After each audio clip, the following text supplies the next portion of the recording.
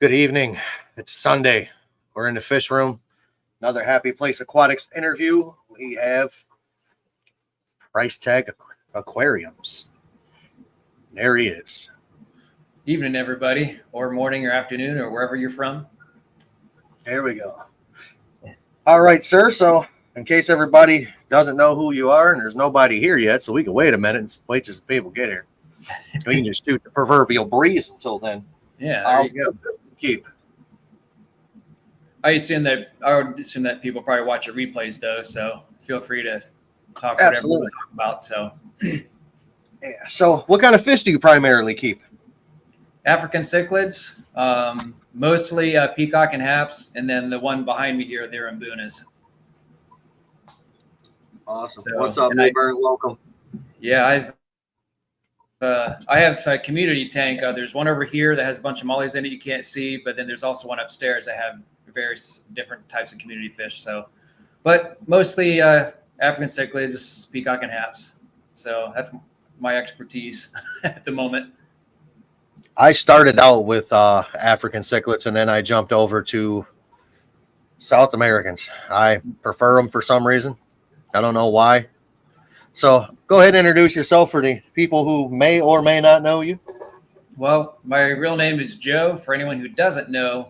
But most people, like if you know Jesse from Sailing Aquatics and the people that join my live streams, they just call me P-Tag for short. So, but I am from Price Tag Aquariums. So look me up if you haven't already. And pretty chill, pretty laid back guy. And I've been probably doing this fish keeping hobby for maybe a year and a half now, almost 2 years when I picked it back up. So you were in the hobby previous, I take it? When I was a kid and growing up, I had one fish tank, and it was a 29 gallon, and it just had a regular community fish tank. But I mean, back then, taking care of fish was a whole lot different than how it is now. We didn't have the social media and things at our fingertips that we could look up. You know, you had to go to your fish store, go in encyclopedia and look things up. But it was a whole lot different, and I was young and I didn't know a whole lot about it. And then I grew up and did other hobbies, and it all actually, whenever I brought the hobby back up, it's my dad had a 29 gallon in the stand that I used to have at his old job. And he had it in his house in his basement. Before they moved, they were getting rid of a bunch of stuff. And I was like, hey, is that a fish tank stand? Was that the one that was sitting in your office? And he goes, yeah. I was like, can I have that? And he goes, yeah. I was like, all right, well, thanks. So it's a metal stand. It's still sitting over there. It's been there since I moved this fish room down here, but I found out that it fit a 29 gallon, and I moved it actually upstairs first, and then moved it down here to my fish room when I decided I wanted to have a fish room, long story short. But yeah, that's the OG tank right there.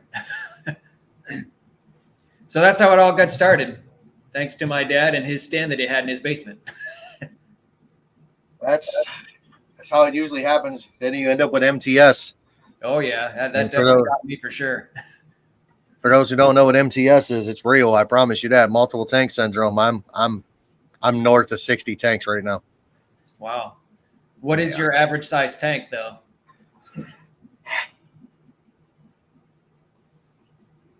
That's hard to say. The average size. I got a lot of 75s. Okay. I got a 90. I got a lot of 55s. Yep. So probably say 75 is my average. I would probably say, I don't know, just looking at the fish room, these are 55s behind me. I got various sizes upstairs. There's only 3 tanks. But then majority of it, I have a rack of 10s and a rack of 20 longs. The 10s are 9 and the 20 longs are 6. And then the others are various sizes too, like 55s and 75s. So I got it varies. 4, 6. I've got 8 75-gallon tanks. So I'm going to say 75s are probably one of my favorite footprints. I got a couple of 125s. I got the 240. Okay. I got a 90. I got a 300-gallon stock tank. That's all down here. It's all in the fish room. Where'd you end up getting your 300? Was it off a marketplace, or you bought it brand new, or? I bought my 300-gallon stock tank from Tractor Supply. Oh, okay. They actually, I didn't realize that they actually had size of tanks that big. It's just a Rubbermaid stock tank. It's what you would feed like you basically for water for horses and such. But it Okay. holds water, so it's gonna hold fish. Cool. Oh, looks like we got some people rolling in now. That's cool. Absolutely, everybody. I got a Cub Cadet zero turn for free. Lucky you. Holy cow, that's like a steal. That is fantastic. Congratulations. Congratulations. I just went and bought Friday. I picked up 6 more tanks. I need to stop. I got you know I what? bought 6 20 talls. Okay. So if I'm not mistaken, was it you that you're starting to do a breeding rack of like 10s, I'm thinking? Is that what you're starting to do? Okay. I do. I got a breeding rack of 10s. I got 10 of them. Okay. Did you start it up already, or you're still in the process? I'm in the process of setting it up. I got the filters. Well, basically, I have all the filters cycled. I can just go around and rob them from tank to tank to tank because I use sponge filters. Okay. I've just got to figure out a way to heat all 10 of them without using heaters. Yeah. That's actually, Jesse and I talked about this on the live stream. That's one of my next step is to get rid of all the heaters in my tanks. And I have a heating company coming to my house tomorrow to do a quote for me to set up what they call zoning. And they'll set like a separate thermostat in this fish room only, and they'll keep this all temperature controlled in the basement so I can get rid of all these heaters. Gets expensive.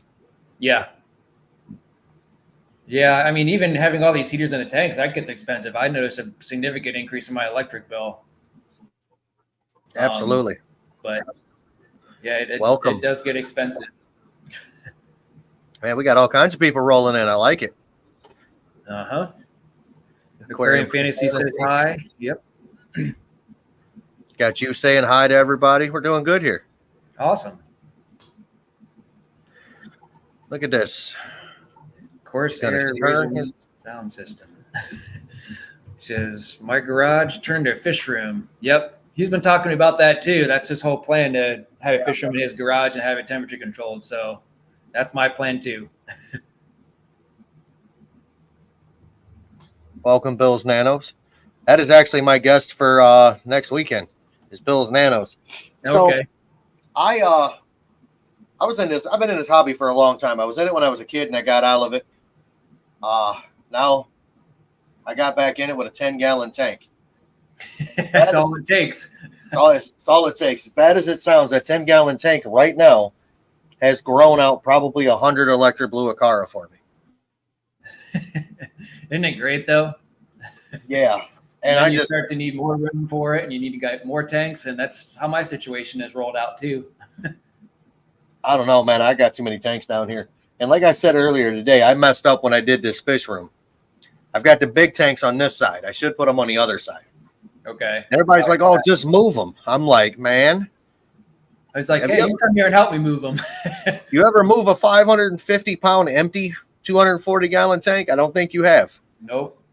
I mean, just a 10-gallon alone with water weighs like what, 80, 90 pounds, something like that? 10-gallon, if you figure substrate in it, plus the glass of the tank, the weight of that, plus water, it's about 100 pounds.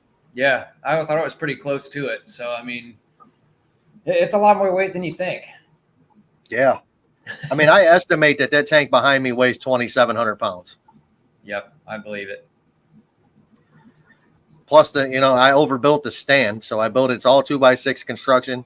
It's got 5/8 lag bolts through it. So, I mean, it's not going anywhere. No. But the stand itself weighs 150 pounds. Yep.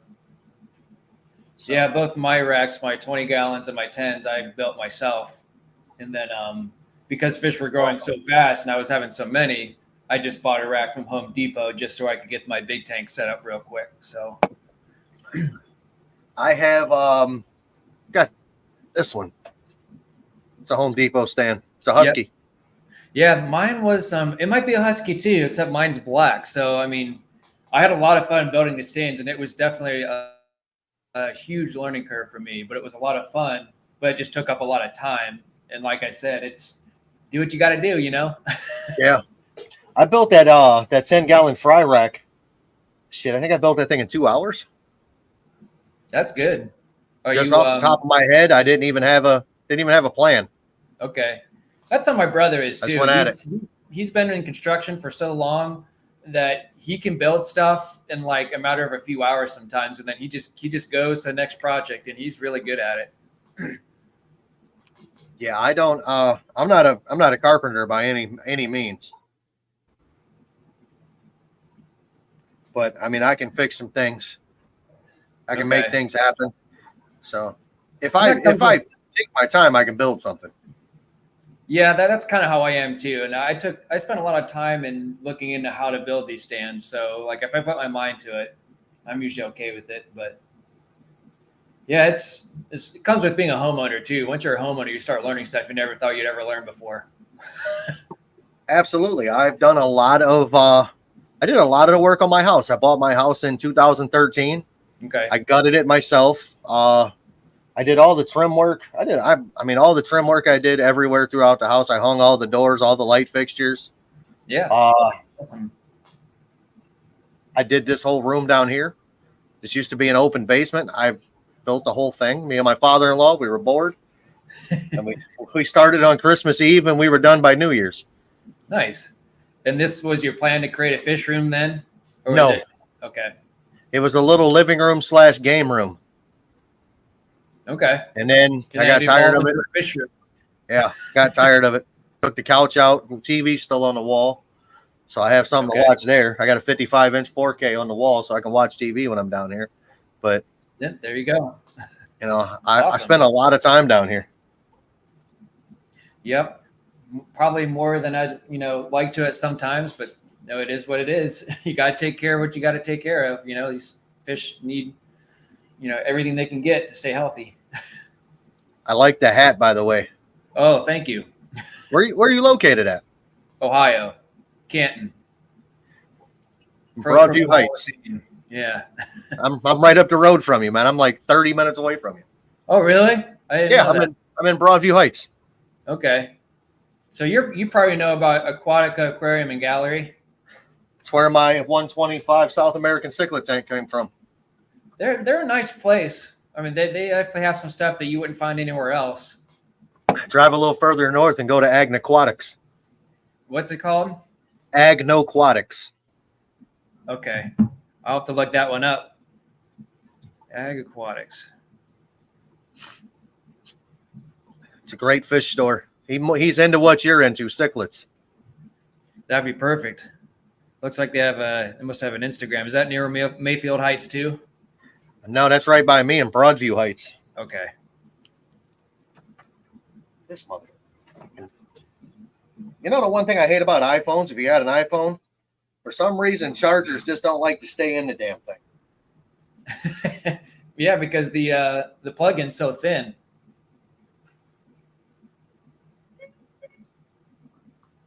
Yeah, I got to get a new phone. I cracked the screen on this one Friday. I had a bad Friday, man. So I went to bed on Thursday night. I fed my flower horn before I went to bed. Yep. I woke up Friday morning. The flower horn was fine when I fed him. I woke up Friday morning. I'm looking for him because I was going to feed him again. I was trying to grow this little dude out, and I couldn't find him. He was laying on the bottom. He was gone. Yeah. So, what up, PB Aquatics? That's unfortunate. That's Slim definitely Tim, welcome. unfortunate. Yeah, I got him. Did you go to I got him Florida? for free. So Oh, okay. I was gonna say, was he small and you grew him out for quite a while then? I had him for a couple of months, man. He went through a whole ordeal before I got him. He was at Agnaquatics. Somebody dropped him off. He was beat up when they got him. Okay. And the dude's like, man, nobody's gonna buy this fish from me, so just take him home and grow him out, enjoy. Okay. So I took him home. I got him healed up, dude. He was beautiful. Yeah, that's good. And then he was happy. I was feeding him. I did his water changes. Gone. Huh. Yeah, that's bizarre. That is definitely bizarre. On the live stream with Jesse, we were talking about how to bounce back from, just how like a minor or major, circumstance that could happen to you. But my latest was I had about roughly almost 40 ACI yellowtails, and they're probably about maybe 1.5 to 2 inches long, and they're in my 20-gallon long tank. Just I grew them out since they were eggs, and I had a heater malfunction about a week and a half ago. Fried all of them. So I understand that completely. So that's what got me to the point of, well, I already have some air ducts in this basement already. So if I could just get a heating company, I kind of reminisced of different options I could do, and zoning seems to be the best option. So that's kind of like my solution to this, is to get rid of the heater so I don't have to have this happen again. So especially if there's a ton of fish in it, I don't want that to happen again. So I get it. It sucks. What's in the tank? I guess that's going to be over your left shoulder. That's kind of open to suggestion. I thought about maybe I'm growing out some OB peacocks, and I might just wait to put those in there. Right now, there's a crap ton of Malaysian trumpet snails right now that I'm either just going to have to get rid of or do something with, maybe buy some assassin snails. But I'm kind of leaving it open to any suggestions. And I thought about angelfish and something that's going to be presentable too. But I wanted to have because this is an agua decor background, so I want to leave the background the way it is. So I want to make sure that pop. Yep, something that will definitely show up in these live streams. So that's why I was thinking maybe if I just keep growing out these OB peacocks, they're a whole blotch, they don't really definitely show a lot of color, and they get a decent size, not real big. But then I thought, well, if I have some decent sized fish that are like angelfish that really show, something that they'll pop, like you said, then I could kind of go back and forth between showing this tank on one stream, this on the other, and then do both at the same time. So we'll see. Oh, get you an Oscar put in there. Just one Oscar or two? No, if that's a 55, you're going to have one in there for a little while, and then you're going to need a bigger tank. Yep. Everybody's like, 55 is the minimum for an Oscar. I said, yeah, until he's about 5 or 6 inches long, then it's time to get a bigger tank. Yep. I would say a minimum of a 75 for an Oscar. Yeah, because they need that extra room. They need that extra room for sure. Yeah, if it's like the guy that I have in here, 75 ain't gonna work for him. He's too big. Uh-huh. I actually like this right here. A Lake Tanganyika community tank. Absolutely. So with that being said, I do have a 125 Frontosa tank upstairs already, and that's going to stay that way. So with him wanting to do a Lake Tanganyika community tank for a 55, I'll ask you what type of fish you would suggest with the rock skate that I have right now, because I do want to leave it that way. So give me some suggestions there, sir. I would have to do some research on you for that. Yeah, and have maybe Mexicali, if you could give me some suggestions too at the same time, and anybody else, because like I said, I think it's kind of exciting to kind of leave this kind of open, and then if someone wants to suggest something, I'd be like, what, that would look good, because it might be a better idea than I. So if I was gonna suggest something to you, it would be something completely different. I'm talking a completely different end of the spectrum. I would go with like saltwater. No, hell no. I'm not a big saltwater fan. I haven't been yet either. I think it's going to be on my bucket list, but it's just not in the cards at the moment for me. I got a saltwater tank. My first one, I took it down yesterday. So yeah, I still got 2 running down here, but that's that. I would go. I'm an electric blue Acara guy. Okay. Electric blue Acara are fantastic. I know where you can get a bunch of them at. Your house. I know a guy's got a shitload of them. I just found out of that. I know a guy who has a bunch of them. Yeah. So, what do you do for an actual blue only? You're thinking like just leave them all electric blue? I would probably do an electric blue Acara community. How many could I put in this tank? You're thinking? Because they don't get They grow on a rather slow side. They stay about 6 inches long. So, I mean, you probably could get away with, I don't know, 6 of them, 7. Okay. 8 maybe at the most, but I don't know if 8 might be pushing it in a 55. I think 6 might be the ideal number. All right. I like I really like the way they look too, because I've seen like like the Cichlid Bros, they keep electric blue Acara, and some other channels. They're a pretty neat fish. Yeah, I primarily got into the hobby because of two fish again. Literally, the reason I got back into the hobby was because of two fish, Oscars Yep. and the electric blue Acara. However, I have the blue Acara, which are not the electric variants, just the natural blue Acara, and those Yep. are awesome. You prefer those over the other ones, the natural ones? I like the naturals. Okay. I'm learning them as we speak, and believe it or not, even though they're the same fish, their water parameters are completely different. Is that so? That's interesting. Yeah, like my electric blues, I've never had an issue with ick. However, the natural blues they're susceptible to it like that. Is it because they have a weaker immune system? I'm not sure. I know right at the moment that I have their tank, it stays at 86 degrees. Huh. I mean, this tank Okay. is hot, and my electric blues are at like 79, 80. Okay. Welcome, Jungle Jim. Welcome, Shamu. Let's see. See if I can get a temperature reading from right here.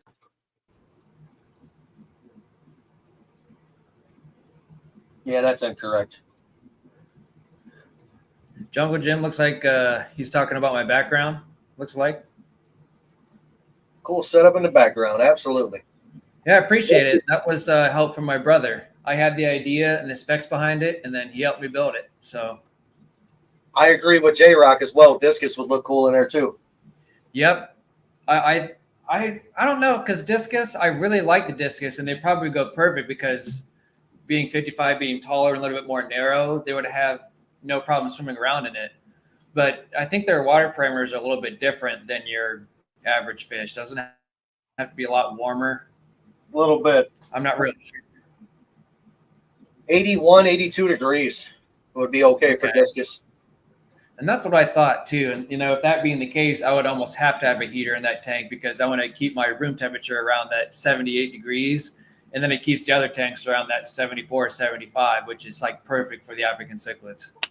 So I have I've got three tanks down here. It says 85 degrees. Okay. 85. So yeah, it's about what I'm keeping. It's about what I'm keeping my natural blues and my Walroo at. Okay. Walroo are cool fish too, but those are finicky.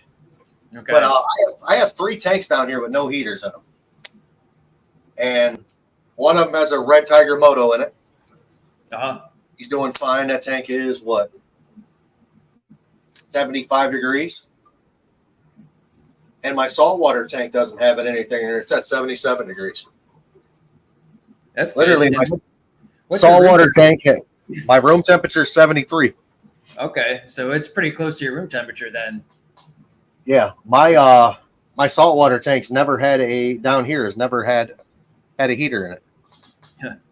I've got Banggai cardinal fish. I've got a single mocha storm clownfish and 6 yellow-tailed damsels. Doing fantastic. What's I've never heard of a yellow-tailed damsel then. What are those?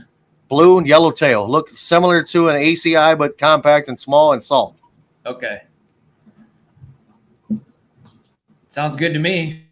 I really, really like the ACI yellowtails myself, so I'm sure I have one. Out of my alley. Okay. I've got one. Why is someone else suggested My Fish Chronicle, try keeping Altum angelfish, looks like. Those things are expensive, man. They're finicky too. Altum angelfish. Let me look that up.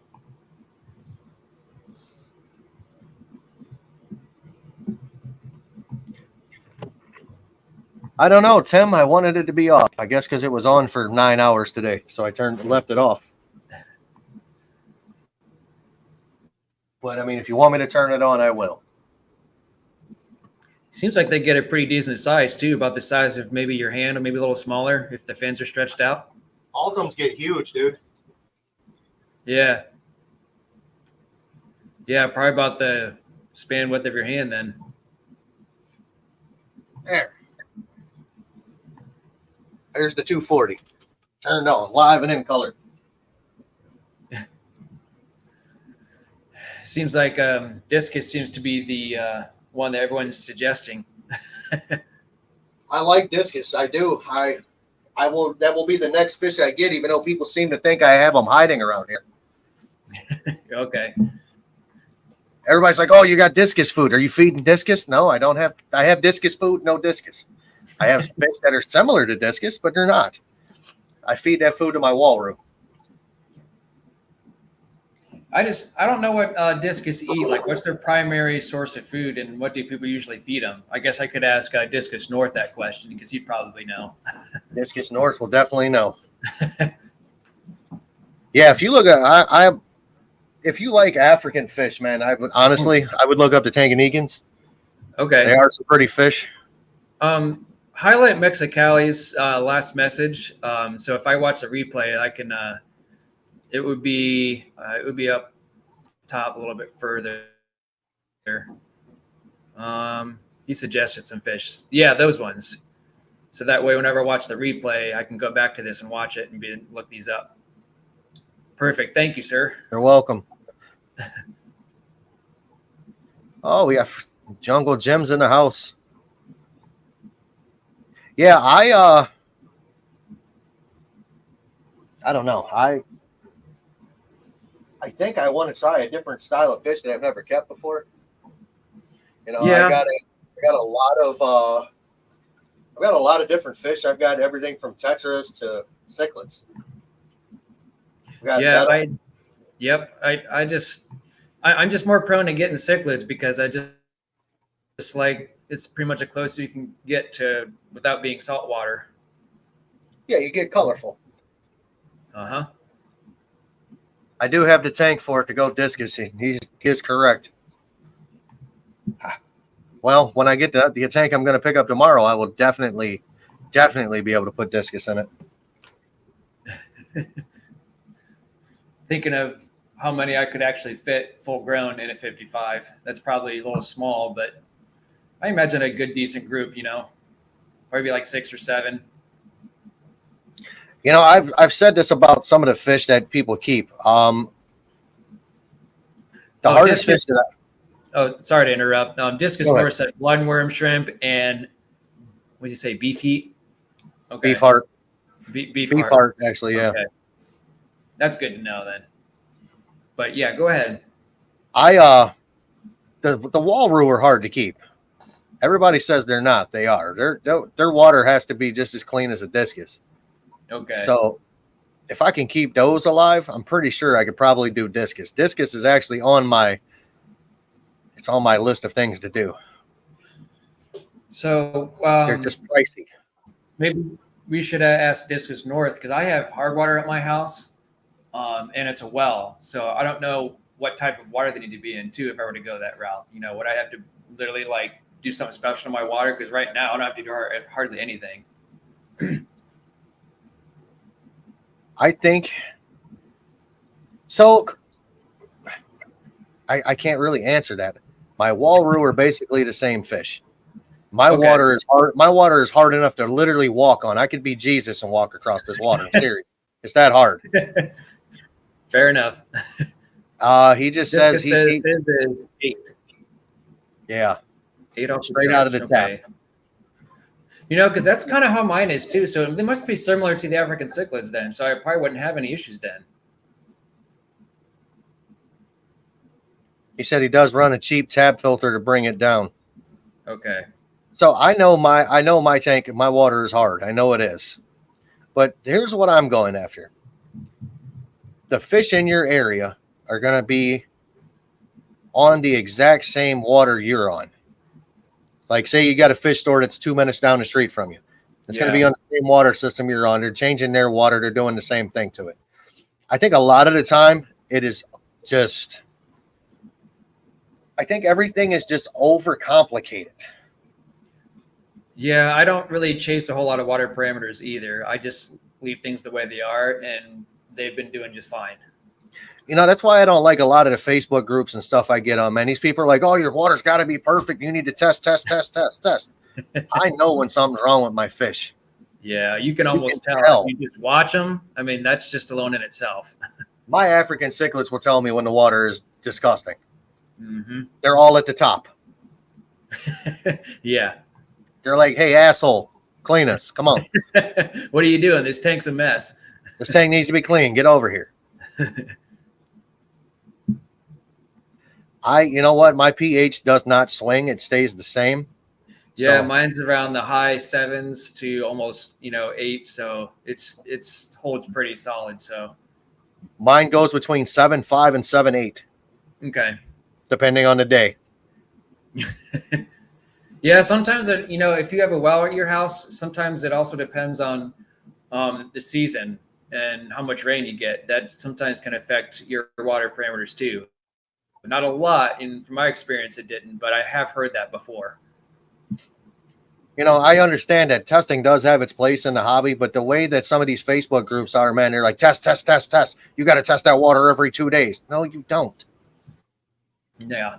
No, I don't really do it. I have one of those master testing kits, but the only time that I ever do test the water is if I have a fish die in a tank, or if there's something that I can physically see the fish doing. I'm just like, oh, I should probably really check this, because other than that, I do my regular water changes. I take care of them. I feed them good food. I almost know just by looking at them if something's wrong or not, just because of experience. 100%. So, yep. And as far as this whole debacle out here going around, I'm sorry, I got to get in on this one. Go ahead. People, if you're going to start a tank, don't start it with prime and stability. You can, but don't add fish to it the same day. You're going to be upset. You're going to kill your fish. Call your local fish store, see if they'll sell you an already seeded filter. You know what I mean? If they're local, some of them will. Or ask a friend if you got a friend in a hobby. If he's got some media you can get so you can start a tank, that's the best way to do it. Or do the damn nitrogen cycle. Like, read about it, learn it, run with it. Yeah, I agree. Oh, you know what? I just put water in here, chuck the fish in. They'll be okay. I'm adding prime and stability. They'll be just fine. No, they won't. Not when that ammonia spikes. I guarantee you that's why homeboy's fish jumped out the tank. He said, I'd rather be dead than to live in this. Yeah. Yeah, I always keep some just some sponge media in my hang on the back. So if I ever have something that I need an emergency, I can just take that and squeeze it out into another tank. So I've got 11 filters going in my goldfish pond. 11 sponge filters. Yep. You never know. You might need them, and then when you're there, it's perfect. Yes. That's how I'm going to start my wreck. And it helps friends out. If you start your rack up and then you can just use that, and you're good to go for an instantly cycled tank. What's up, Doodle Poodle? The only thing that I did differently is now, whenever I started my aqua decor background in my 125 upstairs, is I used sponged already used media, but I also use this thing called Turbo Start. And it was highly recommended by the Cichlid Bros, and they used it and they had no problem with it. So I used that in a combination to instantly add fish with that as well, and they're all living today. So I bought the bottle of Turbo Start that treats up to 240 gallons. Yep, same here. When I set this up, I dumped the entire bottle in it, and I took a filter off of another tank, a canister filter, and I put it on there, and then I put 2 fish in. Even though I had beneficial bacteria through the filter plus the bacteria I put in it, I only put 2 fish in it. And then I waited 2 weeks. Then I put 2 more fish in. Then I waited a couple more weeks, and I put a couple more fish in. I didn't just throw, 11 fish in a 240 and be like, yeah, it'll be fine.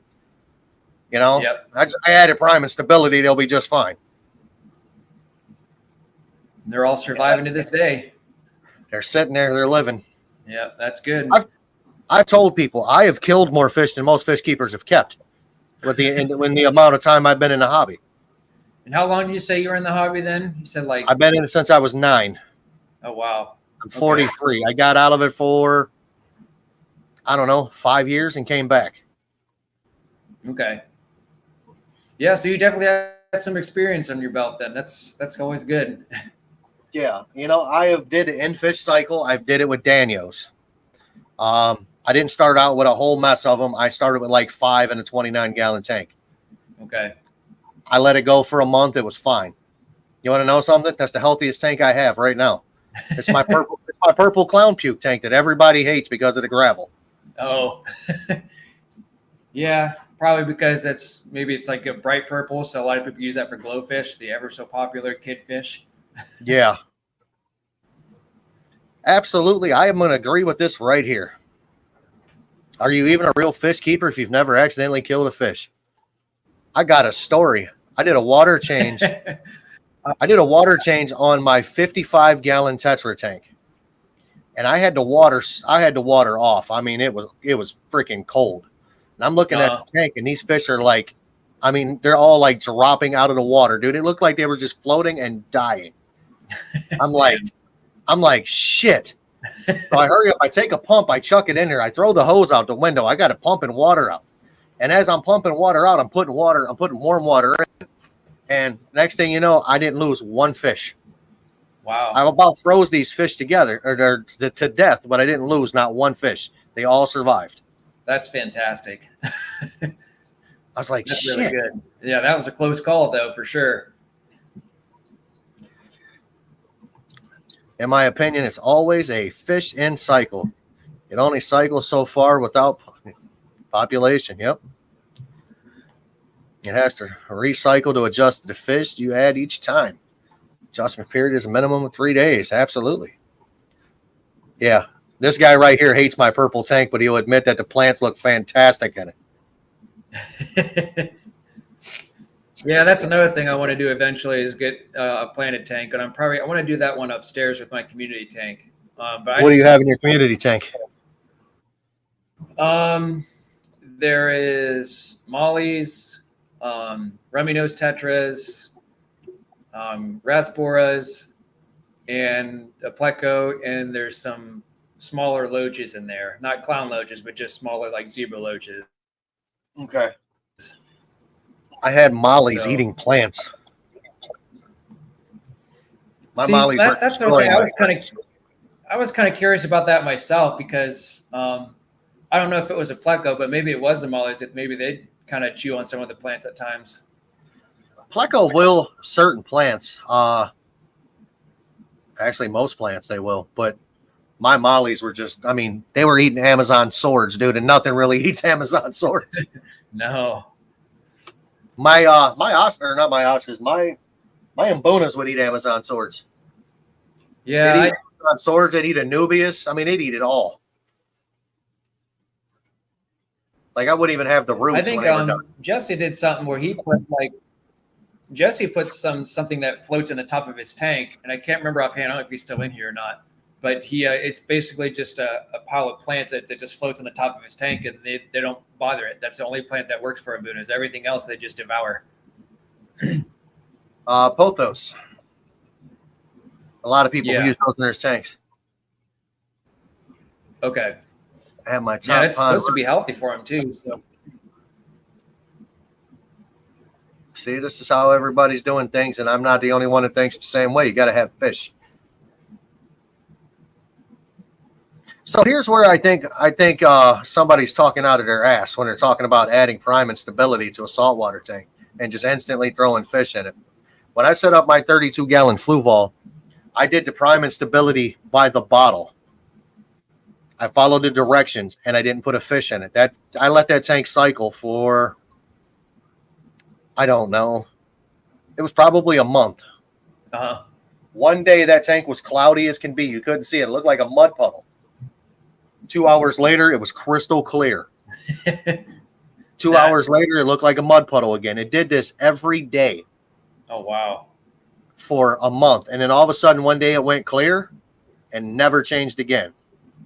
Huh, that's interesting. And I'm like, that's wild. That is wild. So that's why I know when people's like, oh, you can just add prime and stability and throw them right in. Fuck off. I don't think so. It don't work that way. Give it time. What's up, Gordon? So how long have you been on YouTube then? If you've been in the hobby since you were 9 and then kind of off and then back in? A little over a year and a half. Okay. And what made you decide to get on YouTube? I wanted to try it. I wanted to share what I was doing with people. Same here. And here we are. I'm 660 subscribers or something like that. Sweet. I just passed up 500. I think I have like 520 or so right now, I believe. 662. So it seems like you and I are kind of climbing that same ladder then. Start at the same time. I'm working on it. Yep. Now, does that conflict with your work schedule, or are you able to balance that out between all your tanks and stuff? So basically, I'm a Monday through Friday 8 to 6 guy at work. I run the place. You know what I mean? So it's not that terrible.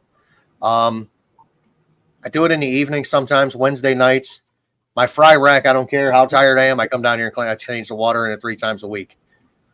I could be dragging ass, half dead. I'm coming down here and changing the water in the tanks.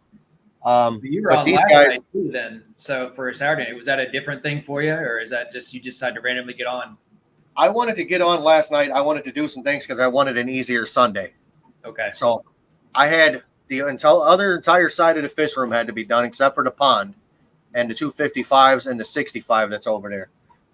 And my planet tank because I don't really have to do anything to that. Okay. I do a water change it. I don't gravel vac it. I don't have to. I mean, there's literally never anything in the substrate. So I will, I got Corridora in there. I got all kinds of shit, plus the plants.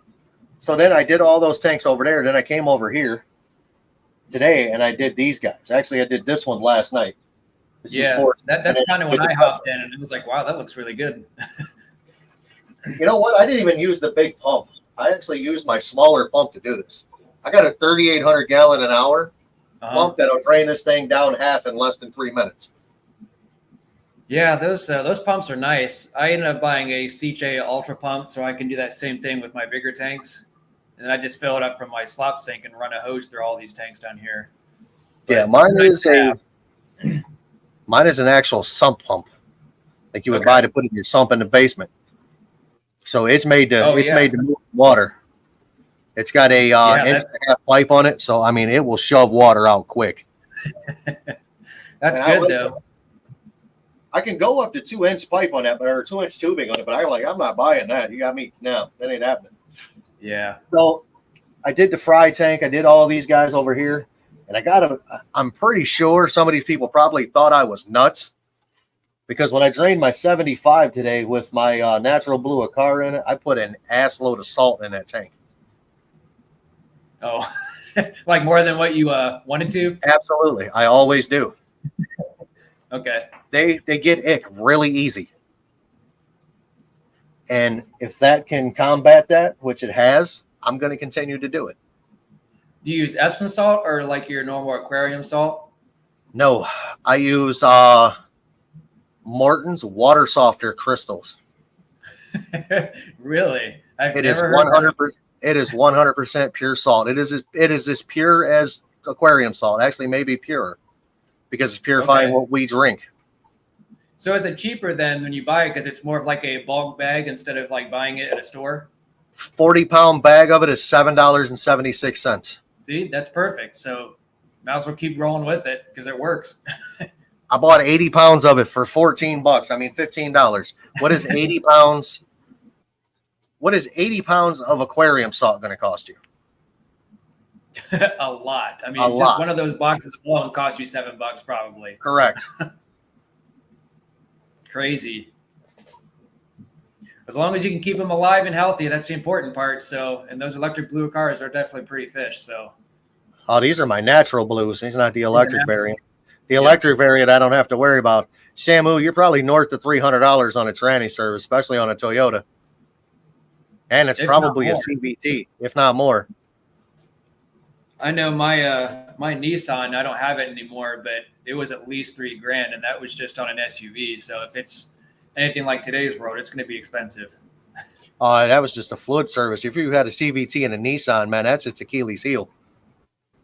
Yeah. Nissan's had the worst transmissions ever. But their engines were solid, though. That's the crazy thing. How did they make a solid engine, but then they have like a shit transmission? You know what, man? That's what I do for a living. I'm a master automotive mechanic. Okay. 350, yeah, for its Camry. It's not a CVT. Oh, it's an 8-speed automatic that's not a CVT. That's even better. I'd have paid 350 for that all day long. Yep. Not even gonna lie, especially at a Toyota. For a Toyota, that's a great deal. I've put more transmissions in Altimas than I have anything. Okay. You know, there's actually a meme out there that says every Nissan is Altima based. I mean, and I watched that and I about died. Mm-hmm. Welcome. You've been an auto mechanic for quite a while then? Since I was 8 years old. Working with your dad, I assume? My dad had a shop. 8 years old, I was doing brakes on a Fleetwood. Okay. Now there's nothing I really can't fix. I do, you know, I and you're a beekeeper expert and an auto mechanic expert, so I know where to go if I need some information. I'm also a Mason. Fair enough.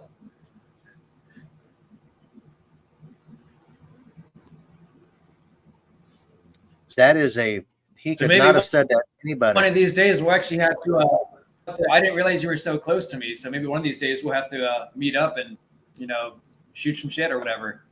Absolutely. We could tour each other's fish rooms. Yes, exactly. I'm all for it. That's cool. People who have issues with their Toyota have issues because they have that it's a Toyota, they're reliable, so I don't have to take care of it mentality.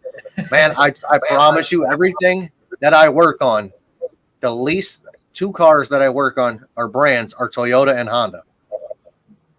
I work on more Subarus, Fords, Chevys, definitely anything Chrysler related.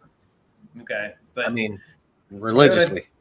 Toyota carries a good name. I mean, I've never had a problem.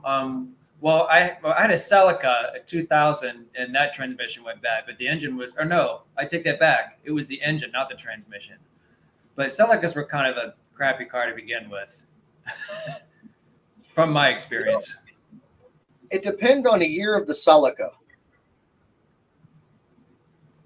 The older Celicas were good, but the newer they got, the worse they got. Okay, so mine was a 2000, and I had bad luck with that one. As soon as I could hit 100,000 miles, I feel like it was like a ticking time bomb and just went. The Camry is probably the best Toyota they make. Okay. And right now I have a 2017 Tacoma, and I don't plan on getting rid of that anytime soon. So I've got a 16 Honda Odyssey. I don't plan on getting rid of it anytime soon. Good. I don't have any kids, but I got a minivan. Go figure.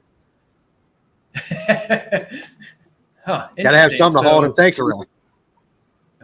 You know, that's true. I mean, some people might need one of those giant SUVs or something to haul them in, and you never can put them in a truck, or else you got to have blanketed and pillows all over the place. So I put that 240 in the back of my minivan. All right. It serves its purpose. Yes. That's good. I've hauled a lot of stuff in that minivan. I can put a full sheet of plywood in it. Yeah, that's always good. Because my Tacoma, it'll stick out the back. It's only a 5-foot bed, I think. So.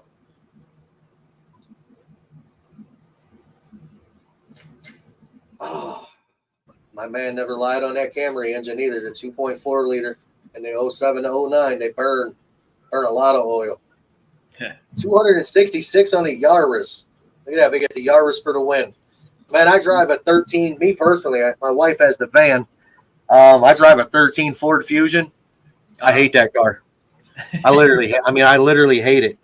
It's a good looking car. It runs good. It rides nice. It's just not me.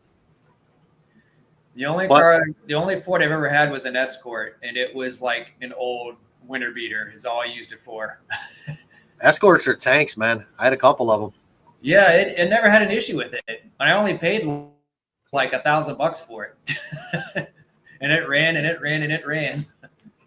But I needed it for a winter car, so it worked. I understand completely. So where do you see your fish room in 5 years? My goal right now is eventually fish is going to overrun me. So where I see my fish room in 5 years is that I want to have, and I've told this on my other live streams before, that I want to have a business down here And it's at my house. It's in the basement, and it's easily accessible for people to get to. There's a locked door on this side, so the entrance is on this side. And I eventually want to keep doing this breeding process, and I eventually want to sell these fish and create a small business for myself. So that's kind of where I see that, and I'm hoping in less than 5 years that happens. I wanted to try to do it this year, but I don't know if it's going to happen or not, just because I don't know. We'll see what happens, but that's my goal. I want to continue to do that, and then as I learn more in the hobby, I would like to see about how I feel about shipping fish and stuff. But one step at a time. There's a whole lot of fish, and as they keep growing, I'm going to have to find a place for them.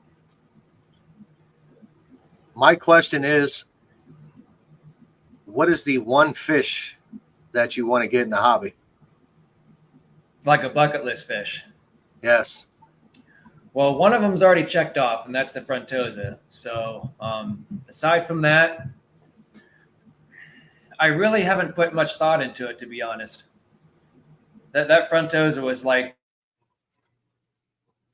my main thing, because I always saw, ever since I started this hobby, I've seen those things like in full size. That was like a huge thing that I definitely wanted to do, and that's why I got the 125 upstairs for that purpose. So I really haven't given it much thought, and that's why I've been asking for stuff for this tank. And I really like the idea of angelfish and discus, but I feel like the discus would be more of the ultimate challenge. So if I had to mention anything, it would probably be that. I finally got my holy grail fish. Hopefully I can keep them alive. So far, so good. Knock on wood. That's the Walroo. I've wanted one of those. I lost 11 of them, dude. 11 of them. I lost 11 of them. How'd that happen, if you don't mind me asking? So, fully cycled tank, set it up, made sure it was cycled. I even went through the nitrogen cycle on this one. I added seeded media, even though it went through my nitrogen cycle. I added extra media, seeded media. Yep. I started out with 6 of them. They survived for a couple of weeks. I went back and got the other 5. I had my guy hold them for me. I put them in there, and they did great. And then all of a sudden, they popped up what appeared to be ick. Yeah. So awesome. I followed all of the ick procedures. Yep. Sped it up. Yep. Dead within 2 days. Like by the time I noticed the spot, by the time they died, they were gone in 2 days. Yeah. Yeah, I've never seen icks, destroy fish that fast. Whenever I had ick, it was usually like several days, to almost a week, if you don't catch it in time, but that's fast.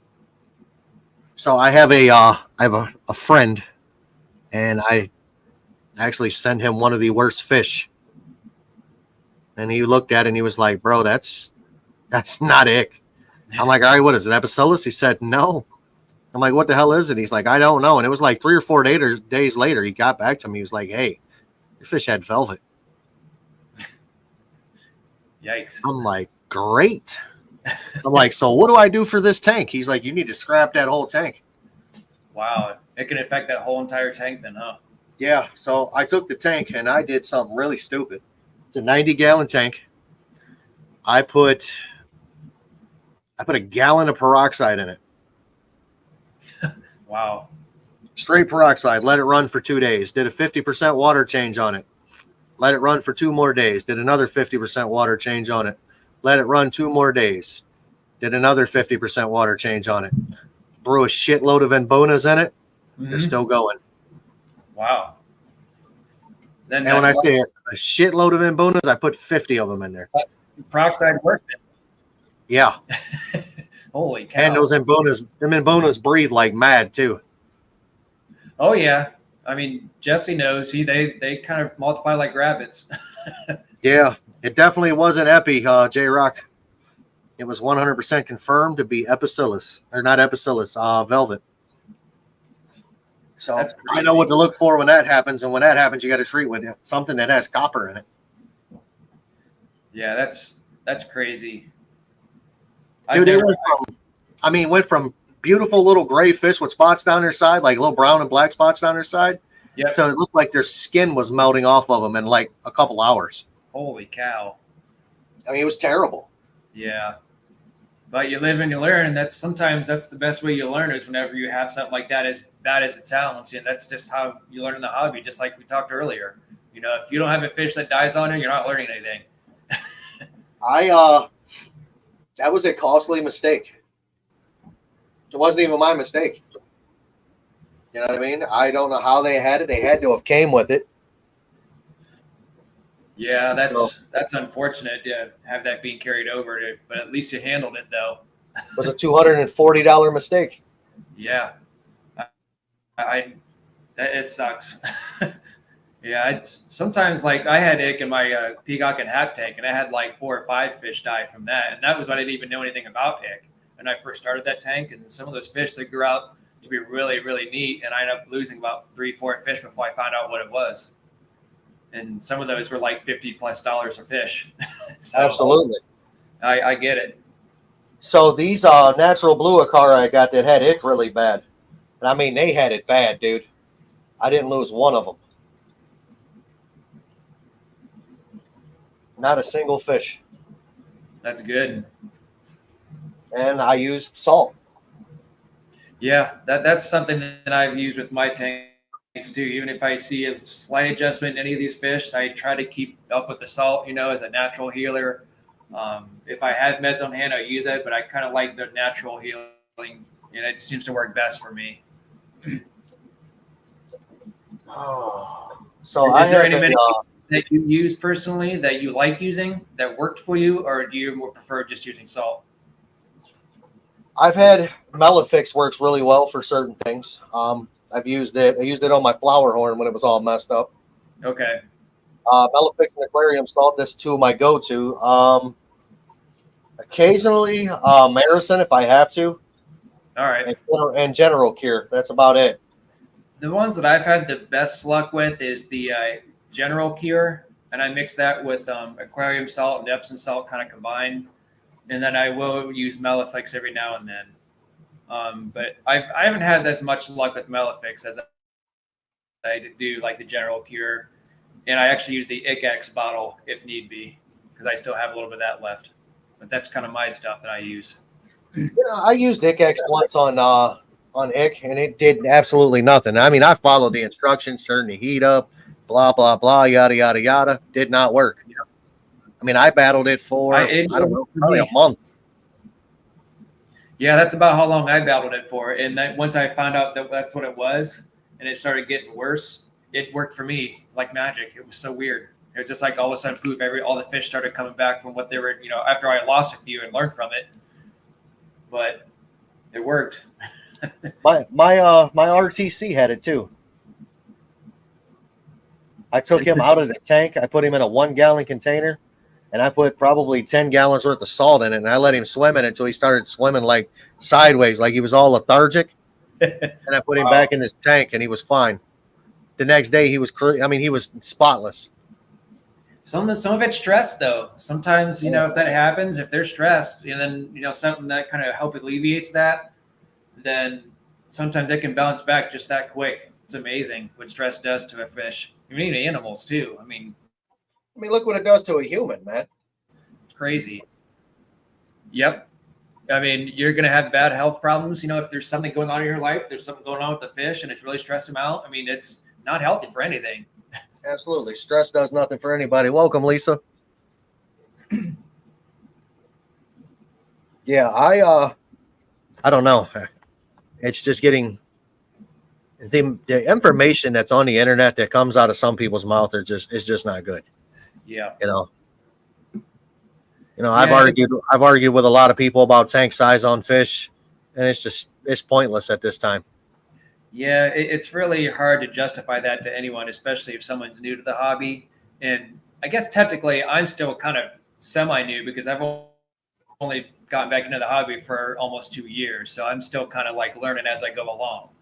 So that was another reason why I joined YouTube as well. It's just so I can meet new people, and the people like you, people like Salient and everybody else, they can give me helpful tips so I can learn in the hobby. And it's so useful, and it's been a really big help for me. So I actually use these fish as a stress reliever. So I try not to make this more stressful than it needs to be. You Yeah, and know, if that's the case, if you're a fish keeper and it stresses you out to where you don't like to do maintenance, then you might as well just get out of the hobby. There's no point. dude, when you have the amount of tanks that some of these fish keepers have and you don't like doing maintenance, you are in the wrong hobby for sure. Yep. Like me, if you have as many tanks as I do and you don't like to do the maintenance, I feel sorry for your fish. Mm-hmm. Me too. You know, Yeah, you I gotta have a love and passion for it. And like I said, the MTS syndrome, whatever you want to call it. I mean, I never thought this passion would get this far, but it's been fun and a learning experience. absolutely. It's been fun. I like it. I still got an empty tank upstairs that I need to figure out what I'm going to put in it. I'm going to get another. Shockingly enough, I might be getting a tank from a buddy I work with that he just has a 55 laying around that he's not using anymore. So I'll be having an empty one here shortly. And I still have a couple empties left that I'm going to move fish around in because they're getting bigger. But other than that, most of them are full. And of course, this one. So, So I'm trying to get rid of everything that is under a 29 gallon. okay. And then I just went out and bought, 620 talls. So You're I'm like- shooting myself in the face. You're like, hold on. I just told myself, and here I am, buying more. Oh, I think one thing that's going to kind of, I don't want to say for lost bad terms, disappoint me, but like whenever these fish start growing out at my two 10 and 20 gallon racks, eventually I'm going to have to buy bigger tanks to fit these guys in, and I'll have to move my racks into a different room.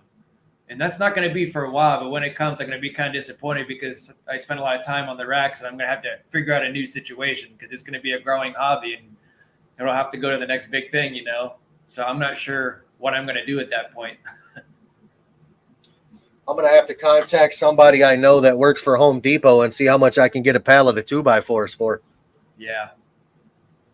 It'll have to be a whole big rack system for big tanks. Well, I'm thinking of moving, as bad as it sounds, this tank, my 125s, to the other side.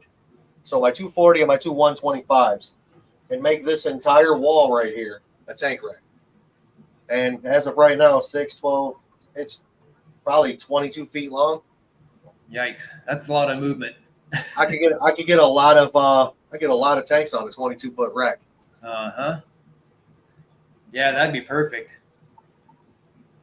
I'm thinking, I don't know how much, I'm almost tempted to measure how much room I actually have if I were to get rid of these two racks and move them somewhere else. But I technically really don't have a whole lot of room in this part of the basement. Now, the other half, I would have to set up and heat control that as well at some point if my hobby continues to grow. So we'll see.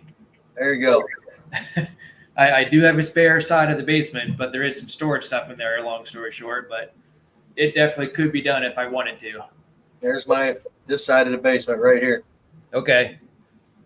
So you got 240, 125. Way down there's a dark 125. There's a 90 and a 75. Then there's a 75 right here in the middle with a 40 below it. 255s against the wall and a rack of 10s right there. And then this is a 44 corner that I got to put up. Can you bring your window up so I can see it a little bit bigger? I could put a full screen. Yeah.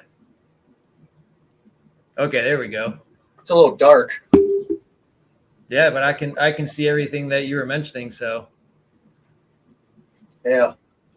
is that And then I fish got- up for decoration, or is that like something that you caught, like at all? That is something that my wife's father or grandfather caught. It's a What is wahoo. it? Okay. Huh. That's cool. Yeah, he caught it and was talking about he was telling somebody, I caught a big monster fish. I just don't know what it is. And the people of all people to tell him what it was a nun. She was like, it's a wahoo. So he had it stuffed and we slapped it on the thing. Sweet. Shoo. I have dreams of a rack of 240 gallons. You're going to have a high ceiling. Yeah. My basement is not a high ceiling by any means. Mine neither. I can reach up and probably sit right here and touch it. Yeah, Yeah. I got my hand on it. Yeah, me too.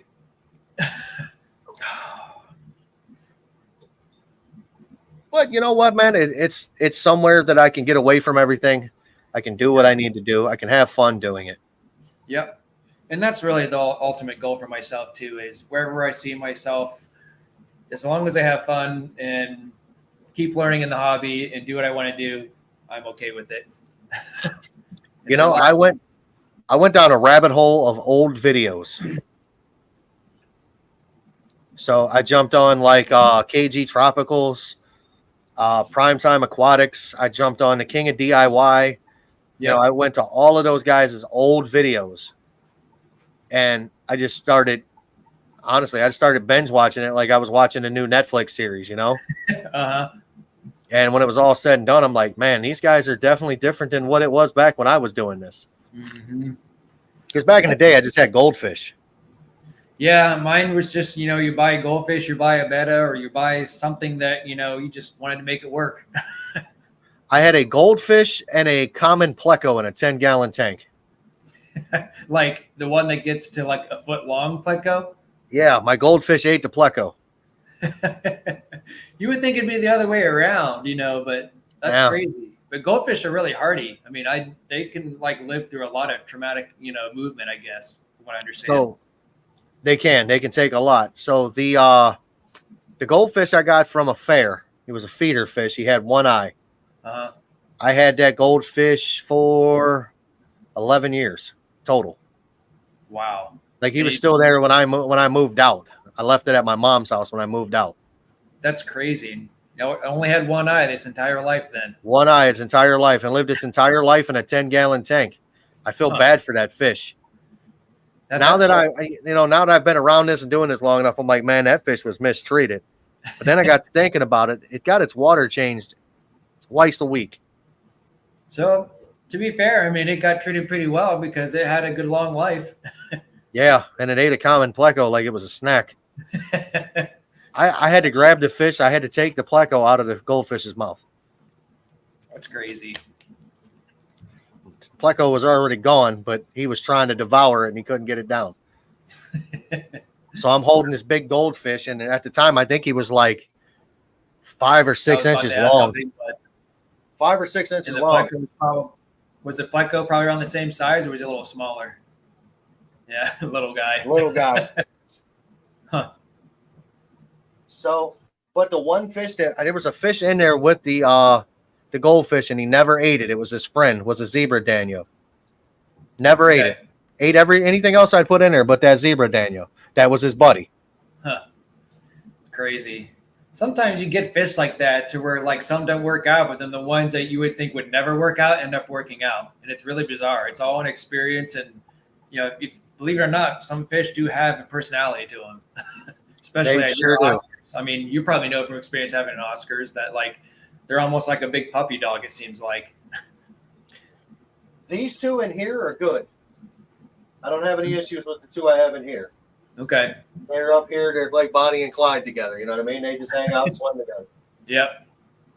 I've got this girl right here. If I open the lid to her tank right now, she's done. She's laying down. Wow. And the one in the bottom, I was doing water change on her tank earlier, and she was attacking the pump. I mean, literally striking it hard. 180 personality between, from the other two. That's crazy. And if I put anything in the top tank with her name is Daisy, if I put anything in there with her, she'll beat the hell out of it. Wow. Because I tried to put the Oscar in the bottom that I have in the bottom tank with her temporarily, and it just didn't happen. So it's in a tank all by itself then, huh? I got 2 Oscars, and they're occupying 75 tanks by themselves. Okay. Must be the only way to do it. One down there. Uh-huh. Right there is that one. Here, I'll make it big.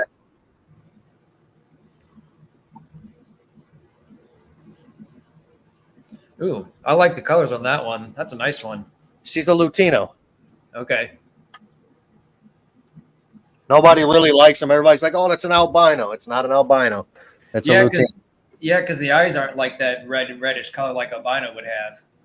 And another fun fact about that fish on the top, she's blind in one eye. Huh. She has her eye, but she can't see out of it. I can Yeah. literally walk up to her. I can literally take my finger in the water on her left side and do this right to her eye. She won't move. Never know. Did it That's what it's develop all like about. Popeye or something like that? And eventually just never came back, or is it just I think it's a birth defect. I've had her since she was like an inch and a half long. okay? She's the thumbnail for my YouTube channel. Oh, that's funny because I think sometimes like I have a golden Abuna, and it does not have like a back fin. It has no back fin, but that thing's living life to the fullest, and it keeps growing, but no back fin. I got a Bolivian ram that doesn't have an eye at all. Huh? Like That's it's so gone. bizarre. It's almost like some type of defect that happens, whenever they're made. They're healthy, but it's just a defect. That That's is bizarre. fish that a lot of people would have called. They would have literally ended its life because it's missing fins or something. Mm-hmm. Not me. I'll grow them out. I don't care. Yeah, the in my peacock and hap tank upstairs, I have a sulfur head peacock, and the mouth is really pointing to its side, but we call him happy, but it's surviving and it's colored up and it's great. It's just mouth is just to the side. It's weird. I have I've got an Ambona. I call him Two-Face. Uh-huh. Half of his face is black, and the other half, and the rest of the fish is white. What kind is it? What kind of He is a white lab. White, so it's black on one and yellow on the other? No, it's white. It's a solid. It's a white lab. It's like a yellow Labradochromis, but it's white. Yeah, there's one of those I have in here. He's right here. It's probably hard to see, but yeah, it's like a white yellow Ambuna. I've never seen one until I got this a few months ago. So Mine are definitely solid white. With a black, like where the black is on the fins on the yellow lab, it's the same thing except for it's white. But half of his face is black and the other half is white. So that's cool. I think sometimes when you get fish that are kind of common at a pet store, but then you get that one that's kind of unique, you kind of more of like a feeling to it. Like, wow, that's I'm definitely calling him Two-Face, as an example. Absolutely. Cool. I don't know. I had to rename my Oscar down here on the bottom because I thought it was a boy the whole time. Sometimes it's hard to tell. I mean, the only way that I know between the sex of a fish, whether it's male or female, is just from experience. They're like, and it's just, you could go by what anybody says, and you can almost be totally wrong, no matter how much experience they have or what they have at the store. And the only reason that I know is just because if a female and it starts holding eggs, as a cichlid, then that's how I know they're a female. That's really the only way. And if they change color, that's about it. Other than that, I've had people tell me yellow labs between their egg spots, or if they have a pointy fin or not pointy fin, or if they're black or yellow. I've heard them all, and it's like, you know what? If they hold, they're female. If they don't, they're male. That's the only way I can tell. She was mean mugging me, so I had to go over and mug her back. A lot of people don't like the Lutino because they have gray on their face and on their fins. Yeah. I think she's a cool fish. She's doing what she does. She's living her best life. That's good. She gets a 50 to 80% water change every week, depending on how shitty the tank looks. Yeah. She gets fed good food. Tomorrow night is going to be krill for him. Frozen krill is going to be what she gets tomorrow. Living the dream. Living the dream. Both you and the fish. I guess that's the ultimate goal. Nightmares are dreams too. Yes. So when you get into when you get into having multiple tanks and bigger tanks, what do you use for a water conditioner?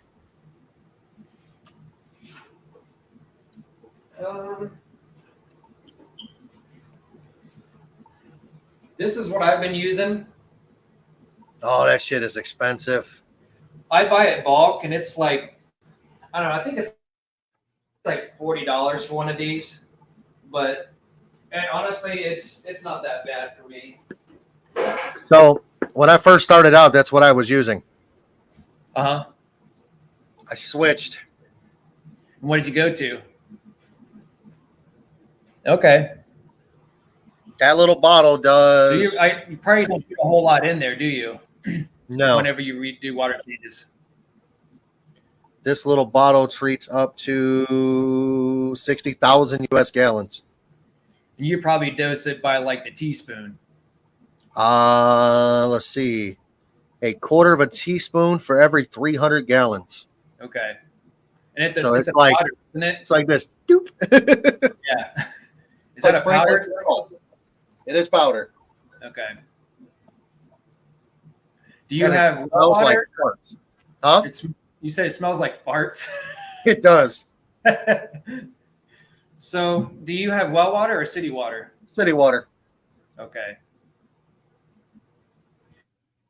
I also use. Yeah, I've actually tested my well water. I'll use Fritz too. Yeah, for the smaller tanks. Okay. Yeah, so I've used my well water and I've had it tested to where like I've actually changed my water and not put water condition it, and I've done it a few times and the fish have been fine, but I just don't know if I trust it completely, especially with the seasons change. You know, that could have an effect on your well water. It does. So that's why I just peace of mind. I still do water conditioner because it also helps with some of the like the metals and stuff that might come in. You know, you have your spring that rains a bunch, and you never know. So I always just like to be safe than sorry. I understand. Yeah. Could I do without it? Probably, but I just don't feel like taking that risk, and it's really not hurting the bank that much at all to buy a water conditioner. So I might have to look into that safe stuff. It works great, man. It really does. Okay. Because I used to use the same thing you're using. I still have. I think I still have like half a bottle of it. Okay. That's one thing I can tell you is I wouldn't use that with a betta. Yeah, I've never had bettas before, so I won't have to worry about that. But I know they're dainty with water conditioners and stuff. So. Well, hello there, Bluebird. For everybody in the chat, that's Miss Happy Place Aquatics. We got Garcia Aquatics. We got only Oscars in the house. Slim Tim's still here. We got Shamu. He's still here. His Lord and Savior is Seachem Prime. Not a big Prime fan, man. I've used it. It does okay, but I used it for my tank upstairs once, I believe, whenever I started it up, and they're all still living. So I mean, I guess I can't say I don't like it, but I just think it gets too much hype when there's other things out there that work, that you get more for your money. Mm-hmm. You know? Yeah, I'll have to remember that safe product, and I'll have to maybe look into that and then try it out for a little bit. And then if I still have no issues, just like you, then might as well keep using it. You know, it does fantastic. That's good to know. What do you feed your fish? Most of it is Northfin, but as far as like the smaller fish, I actually feed them. Shockingly enough, this might amaze you, but these are helping my fish grow out really good, like all the baby fish. I don't know if you can see that, but it's tetraciclid flakes. So, and I've been using that for a while, and I've had very good luck with it, so I've continued to do so. But as far as my bigger fish go, I'm kind of migrated to almost all Northfin foods. So the majority of my fish are on Extreme. Yeah, that's kind of my mixture with some of them down here too. I put a little bit of Extreme pellets, and then the rest of it's Northfin. However, I have noticed since I fed them this. Oh, yeah. They really don't want anything to do with the Extreme. Oh, wow. Because they really like all that. Yeah, and that's gonna get expensive for me, unless I get them on, unless I get a sponsorship from them. Yep. So what I'm thinking is, because I've got an arrangement with, believe it or not, the fish store I told you to check out up here. He's a buddy of mine. Who's this? Agn Aquatics. Okay. Probably one of the. I can actually. You give me a second, I'll Google it and show you the actual store. Piece of shit computer. Aquatics.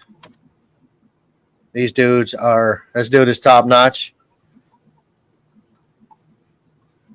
I mean, he is one of my favorite fish stores. I've been to a bunch, but he is one of my favorite ones.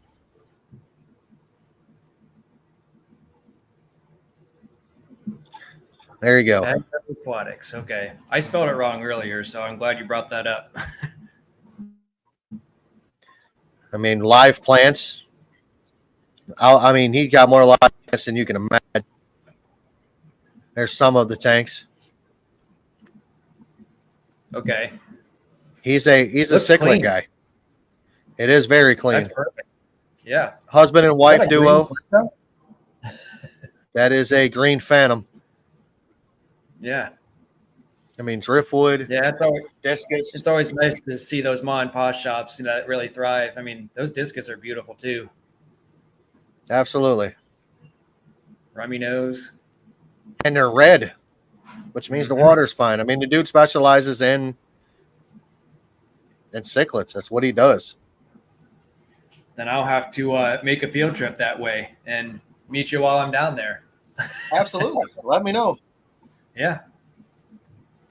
And we'll definitely get there and get about it. It seems like I'm going to look up some of the fish that Mexicali suggested whenever this is done, and then I'll look into discus. It seems like that seems to be the general sort of fish route that I might be going here in the future. Discus are coming. I know I've said that, but they're coming. Yeah. Safe is concentrated powder form. I've heard that. Garcia Aquatics asked what type of fish I keep, and if he's still in here, it's mostly African cichlids. We brought that up earlier. It's mostly peacock and haps and some mbunas back here, and then I have a little bit of community fish up front or upstairs, in case you wanted to know. Yeah, he's Oh, we just added each other on YouTube. Actually, kind of think of it. So that's cool. Yeah, he's got some pretty nice tanks. Yeah. I've kind of skimmed through his YouTube channel a little bit. I haven't watched any videos thoroughly, but seems like a pretty knowledgeable guy. Yeah. Absolutely. So what do you do for a living? I've been at a natural gas process facility for 10 years. Man, I need you to come talk to my idiot neighbors. So where I live at, we have natural gas wells in the backyard of theirs. Okay. Uh-huh. The 4th of July, they were letting off fireworks 10 feet from it. Man, 4th of July here is like lasts a week. It's ridiculous. Yeah. They're out there throwing some things out in the yard that they think are loud. I walk in the back and I'll just set something on a log and light it and walk away. I'll shut the whole neighborhood up for a half hour because it's louder than anything they can let off. Yep. It's a good time. It's a competition. It ain't. There's no competition. Mine blows tree stumps apart. That's funny. Theirs are, colorful. Mine are just loud. Yep. Prime cost me $100 a month. Safe cost me $30 for 4 years. I 100% agree. I think I've been using that bottle now for over a year. Yep. Looks like I might be moving to Safe then. It's cheap. It works. I was talking to the owner of Agna Aquatics. His name is George. I was like, George, I'm like, what can I use to dechlorinate my water? I'm like, I've been using, stress coat forever. I used to use that back in the day. I've been using API for a long time. Yeah, me too. And I actually contacted them. I said, hey, I use a lot of your products. I said, would you like me to, promote you in a video? They said no. I'm like, okay, well, fair enough. I'm not using your product again. Next time I'm going to switch. I still have some. I'll use it, occasionally. But so I actually got a bottle of Prime and tried it. Wasn't a fan of it. And then I bought the safe, and I'm like, man, this is gonna. It just feels like it doesn't last me long enough. You know what I mean? Yeah. This has been lasting me forever. And then I buy the Fritz for the smaller ones, my smaller tank. Yeah, I'm not sure because since you have city water, I really with my well, I don't really have a lot of like I don't really have to do chlorinate a whole lot. It's more or less just taking care of like the metals and that's coming out of like the ground basically. So I don't have a lot of that city crap that gets developed within city water. So I would assume that safe would do the same thing for well water. I don't think it would make a difference. I don't know. What do you think? Does the same thing. Okay, that's good to know then. It's hard to read because it's kind of dark down here, but Yeah. completely concentrated dry conditioner for both fresh and salt water. Safe removes chlorine, chloramine, ammonia, converts ammonia into safe, non-toxic. Okay. Blah blah blah blah blah. Blah blah blah blah blah. Detoxifies nitrites. Biofilter more efficient, more safe. It's non-acidic. Will not impact pH. Will not overact your skimmers. Blah blah blah blah blah. Yeah, Oh, but better if added to new fresh water. new fresh water. Yeah, where do you get new fresh water? I know about some old fresh water, but where do I get this new fresh water? Yeah. How new does this water got to be? Yeah, the only reason I asked that is because, like I said, there's half of my water tubing, since this is kind of like a remodeled house, is half of it's still that copper tubing, and then the other half of it's a plastic tubing for the water. So that's why whenever I get like a water conditioner, I want to make sure it like detoxifies like metals and stuff. Yeah, I've had excuse me, I've had no issues with it yet. Cool. That's good. Then I will. I'm going to try it out. Then I think you've talked me into it. I'd give it a shot. I mean, for $30, it'll last you forever. Yep. Good deal. Welcome, Juanita. That's the first time I've seen her name in here. She's usually in every stream. Yeah, she's been in mine. She's been in Jesse's and all the other ones I'm usually in. So, She's a sweetheart. Yeah, she's a nice person to talk to. She's in I don't know. Are you in Jesse's Discord? Yes. Okay. Yeah, I've seen her in there too. So she's been nice to chat with.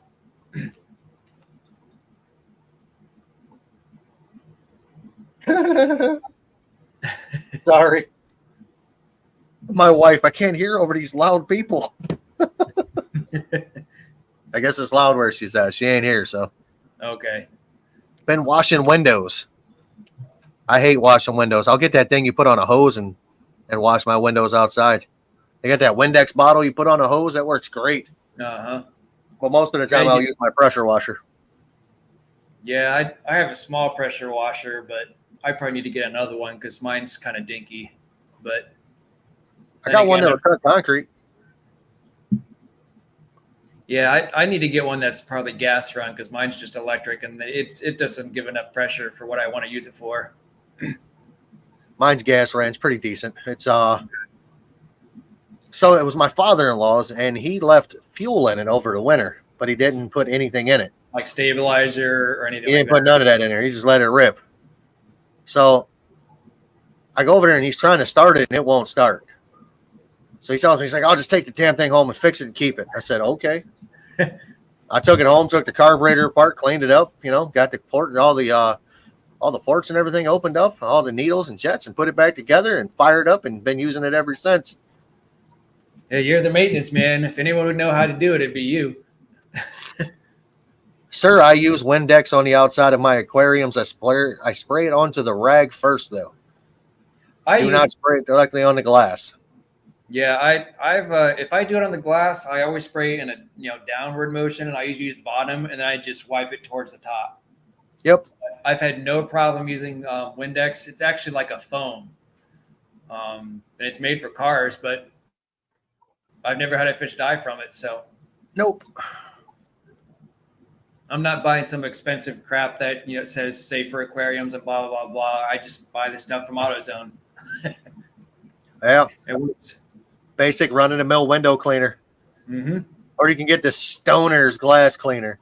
What's the Stoner's glass cleaner? Stoner's brand glass cleaner. It's the name of the company that manufactured it. Makes me think that the people who created it were as such. They may have been. They may have been on a few Scooby snacks. Yes, that's affirmative. So, oh man, I don't know. I don't. Some of the way they try to push things is just weird. You can't use this and you can't use that. Like I've heard people say you can't use magic erasers on a fish tank. You can. You got to get the ones that don't have bleach in it. You got to get the one that has no additives to it. Yeah. They work fantastic for cleaning the inside of the glass. They work great for cleaning the lids. Yep. It's less effort, believe it or not. It takes a lot of stuff out. You know, everybody also to get on the kick of how you clean glass when you have like the calcium buildup on it, like the white stuff at the top of the tank.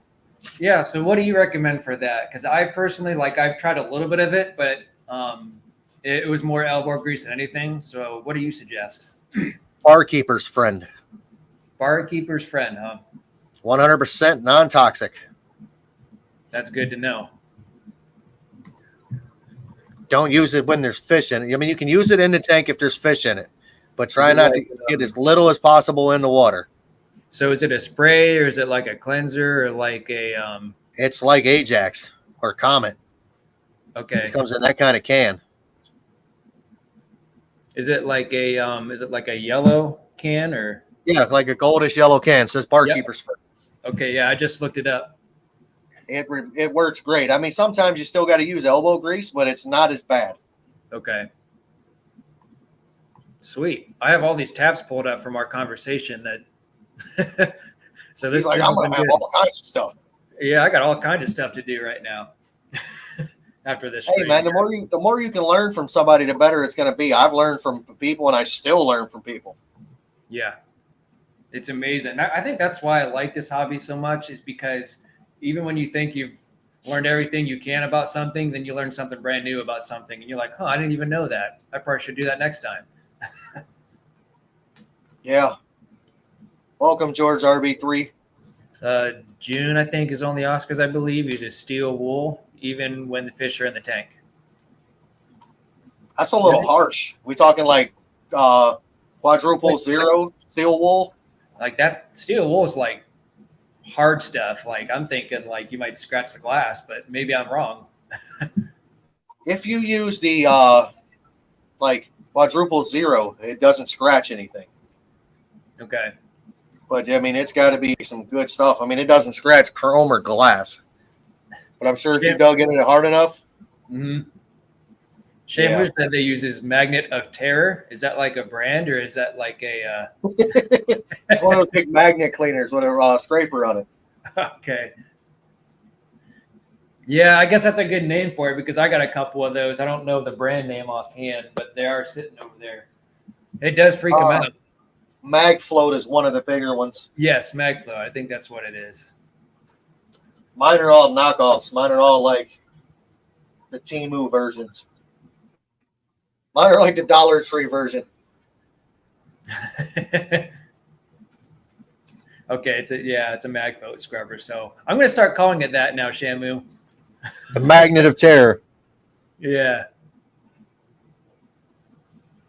Oh man, so another work week coming up. Not looking forward to that. I got a guy on vacation. Gonna be fun. Where are you going on vacation? Oh, I got one of my employees are on vacation. Oh, okay. So I unfortunately got to go and I got to be daddy. Yeah. Well, good luck to you. So I have been working at this place for 5 years. I took over for the owner. So when I started, the owner's dad had passed away in 2019. And he was literally, the day I started, he was ready to close the doors and not work anymore. He was done. All right. I came in, been running, ran the wheels off that place for the last 4 years. So I go out and I had to have my hip replaced. I went out and had my hip replaced and I came back and I assumed the role of manager / lead tech. Huh. I'm like, Okay, this Wow. is going to be a little more work than I want to do. Especially after okay. getting your hip worked on too. Yeah, I mean, I'd come back in. I was on limited duty. There was only so much I was allowed to do. So I got in it, got at it, and we are now have another kid. He's 31 years old. The other guy is 61 years old. He's the one that's on vacation this week. Okay. So it is what it is. But I guess I'm the one that knows everything and they don't. Oh, And I'm fair pretty enough. sure the old guy is his excuse is going to be he just doesn't care anymore because he's getting old. Yeah. He's on his way out, Yeah, you might have that. It's all good. or he's just forgetting some things that he should know, Hmm. which happens. Which comes with age. Comes with age, yeah. Called So- sometimers. Sometimes. Sometimes I can remember that shit. Sometimes I can't. So, I mean, it's a good time. You know, I enjoy my job. Good. That's important. And it also makes the job a lot easier when you can work with individuals that you get along with. Absolutely. Welcome, Mystic Pets. Jim and Tim. Slim Tim. Okay. She knows him. I got this Oscar over here that just keeps attacking the heater. Like, that's her thing. She attacks the heater. No matter where I put it, she will attack the heater. Maybe take it out and confuse it. See what happens. I'm wondering if I could take it out and she would be okay. Yeah, it could be. Not a bad idea. The tank runs at 80 degrees. And it doesn't. The bottom tank's colder, and it's got the same heater in it. I don't know. That fish is crazy. Yeah. It's She is. Very unique. I had my first Oscar. His name was Walter. He was a Lutino, and I didn't technically rescue him, but I bought him from Agn Aquatics, and I brought him home. I took care of him. You know what I mean? He was old. Yep. And I was cleaning his tank for the first time. I was gravel vacuuming it, and I got my I'm like this with the python. Put my whole thumb in his mouth. Wow. And then he let go and he just swam and was looking at me like, yeah, I did that. I'll do it again if you mess around. I'm like, bro, relax. And your other Oscars don't do that at all. This is the only one that has The only one that ever did it. Now, is their teeth kind of sharp? Like, did he put a mark in you at all, or not so much? No. Okay. Not so much. I don't think they have the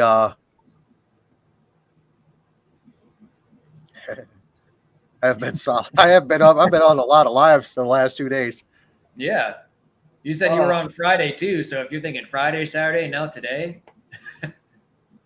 Man, I went. I don't know if did I go live Friday? I think I was on somebody else's live Friday. Okay. I think I was on a Twitch live stream Friday. Have you? What do you think about Twitch? Is that something you've been doing, or is it something new you've been doing? I've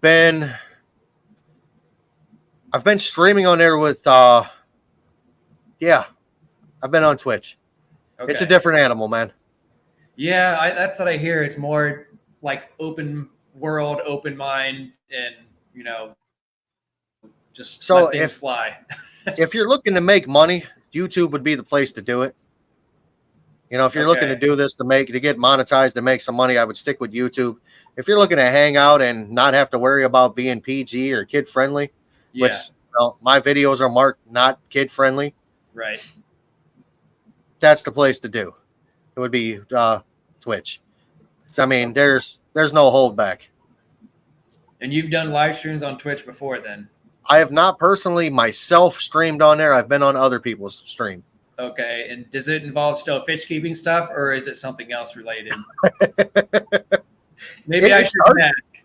It starts fish keeping, but then it just goes a completely different direction. It sounds like shift change at work for me. We talk about work, and then all of a sudden we get derails, and all of a sudden we're talking about things that probably shouldn't we be talking about. Talk about things that you shouldn't talk about with anybody. Yeah. I get it, though. Well, the reason I was asking is because I was talking with Jesse a little bit, and he was saying that if you want to get out there and try to get your channel more out there, to maybe join like TikTok or Twitch or something like that, or start creating more accounts. And I was like, man, like I only have Instagram and Facebook and YouTube, so I mean it's hard for me to keep up with everything. So I want to join a platform that's going to make it worth it for me. So that's why I was asking. So I have YouTube, TikTok, Instagram, Facebook, Discord, Twitch. That's it. Okay. So the only ones that I don't have is TikTok and Twitch, but all the other ones you've mentioned I have. So I don't do so much of the TikTok thing. I jump on Discord every now and then. Okay. I will post on Instagram and YouTube mainly. And then the Happy Place Aquatics Facebook is just for people to get a hold of me on there. Yeah. You know, that's it. But other than that, it's most of the people that no offense to anybody that need to get a hold of me have my number. You know? Yep. Like Shamu, Slim Tim, Jesse. Yep. Who else am I thinking? New Bern Aquatics, J Rock, Mexicali. They all know how to get a hold of me. Tommy. And that's the best way for you then, usually. It's just through your phone number. That's good. Sounds savvy. You know, I'm trying to get – I'm not trying to be a millionaire off of this by any means. You know, I just want enough to where if it can come back and it can help me add to my hobby or help me run this more efficiently. Yeah. Help me, cover some of the cost of food or equipment. Yep. Medications, things like that. That's cool. You know?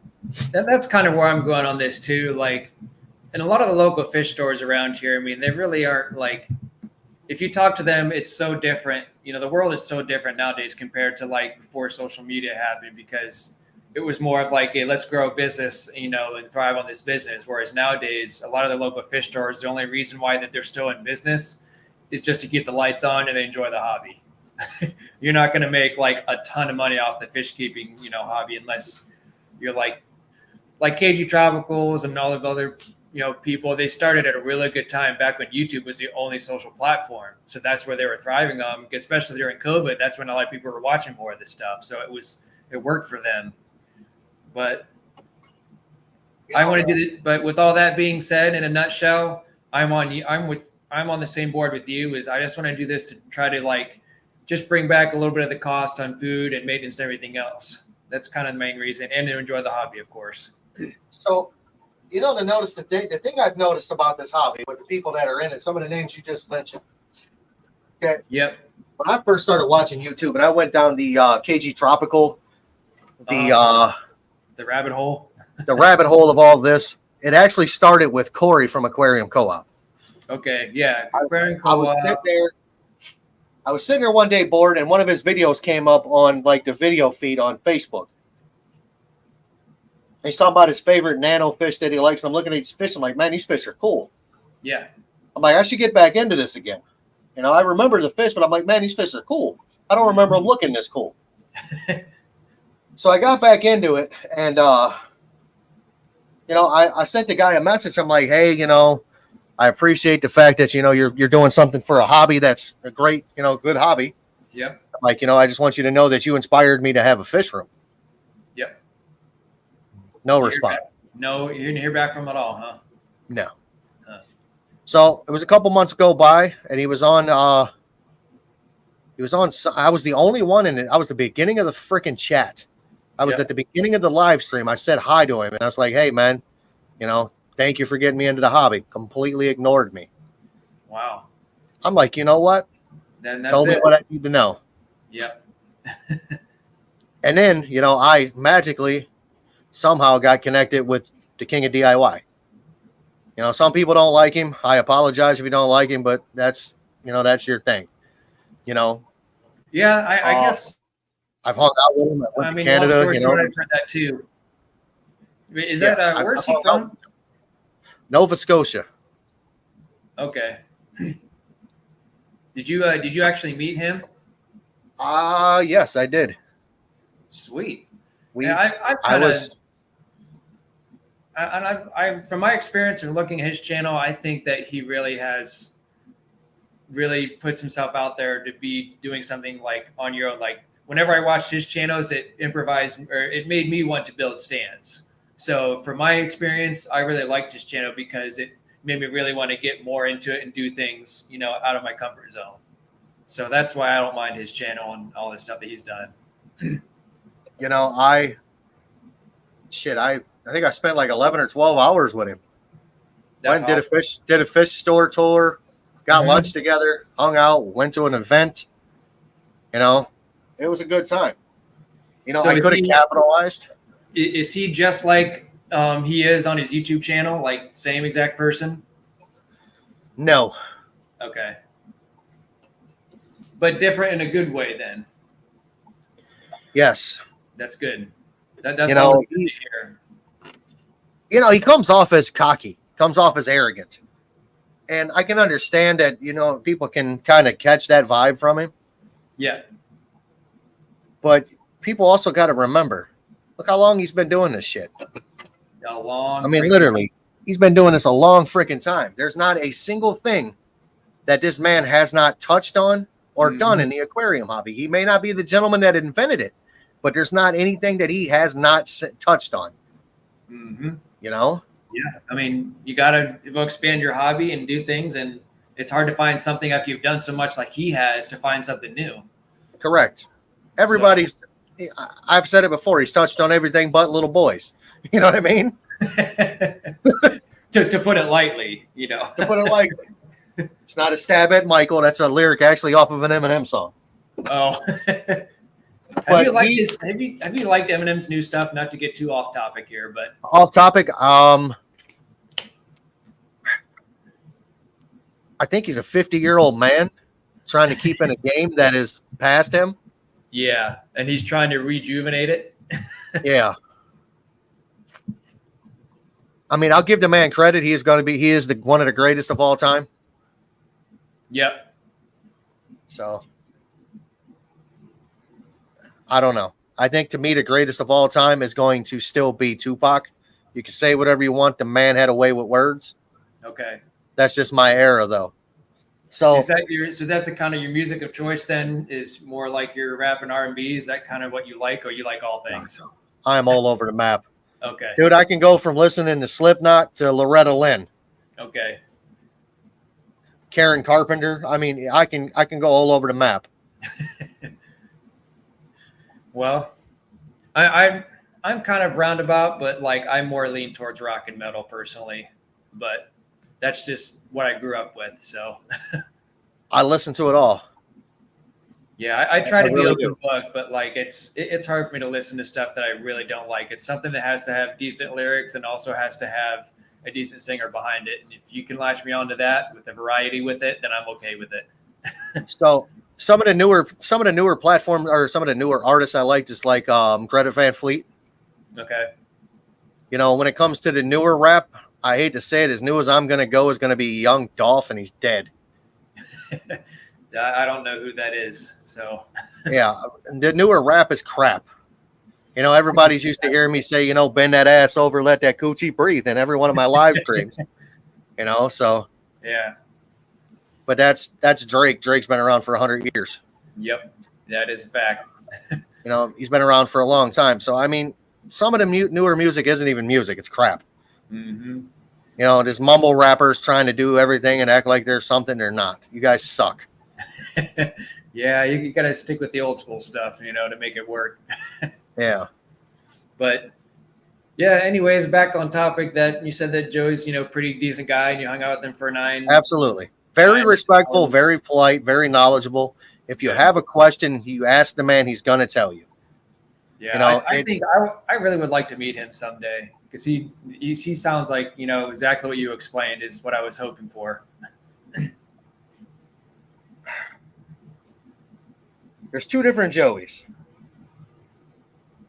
Here's one. There's YouTube Joey, and then there's the Joey you meet in person. Yeah.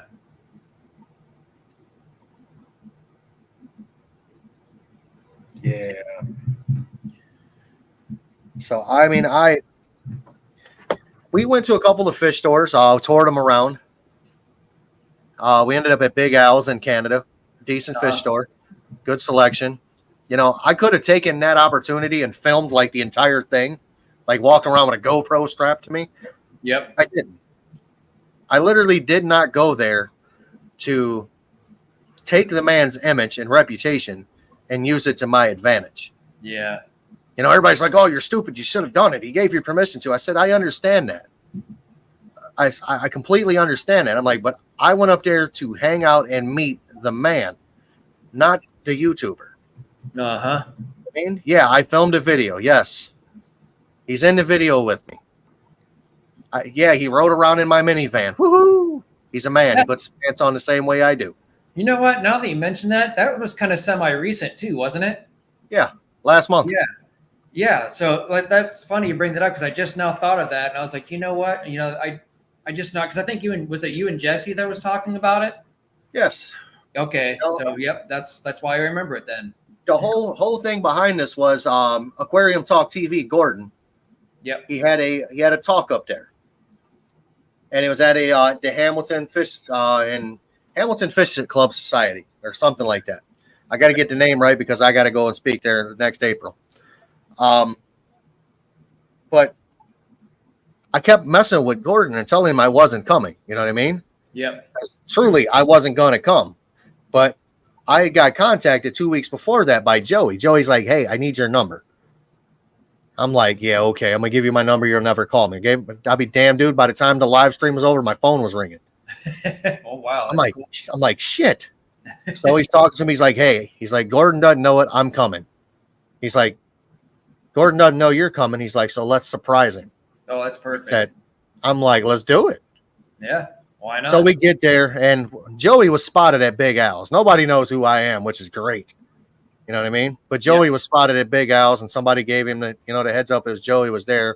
Yep. But Joey kept messing with him, stringing him along that he wasn't there, and he kind of made him believe it. So it was a couple other people that were there that went in before me, and I went in right before Gordon started. And dude, the look on Gordon's face was priceless. He had no idea I was coming. It was a complete shock to him. That's makes it even better, man. That's what I was going for. Yep. So I got there, I'm filming it. Joey comes in, everybody talks. We end up going out to dinner. It was a long night. It was a good night, man. And then the next day I came home because, well, quite frankly, I was tired and I wanted to come home. I had the worst hotel I've ever been in. But hey, it was a good time and it had to be worth the time. $36 American per night for a hotel room, so you can imagine how shitty it was. Did you do the black light before you walked into the room? Man, Joey has someone else's stream is different than his lives. Much better Joey on like your live. Yeah, when I had Joey on here not that long ago, it was a couple weeks ago. Okay. I mean, it was a decent stream. The man's he talked most of the time. I just let him talk. Yeah. It's Joey, man. I'll let him talk. I don't care. I like Joey. Joey's a good dude. Yep. I was asking him some questions earlier today about some things, and, he answered them. That's sweet. Because he's the reason why I wanted Walrus cichlids. Okay. Did he recently get those, or has he had them for a while that you know about them? That is actually what his name was a long time ago on YouTube. Walrus Joey. Huh. He started out with Walrus. I did not know that. That's cool. Those fish are ugly. But why keep them if they're ugly? Because I think they're beautiful, dude. They're like a greenish gray. They got the black oval in their body, red eyes. I mean, let me see what they look like. I've seen them like maybe once or twice. WARU. WALRU. Nope. UARU.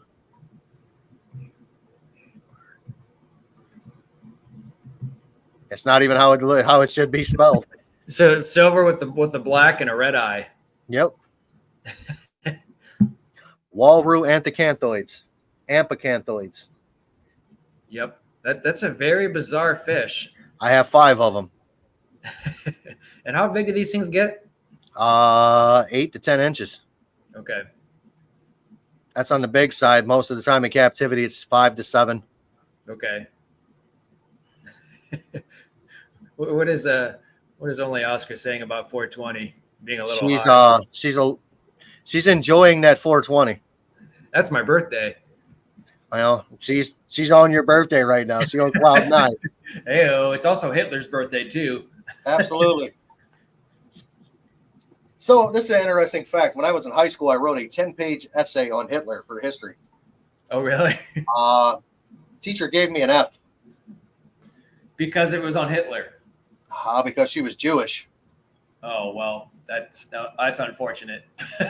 Very unfortunate. Well, I've told everybody this that'll listen. My biological sperm donor was part Jewish.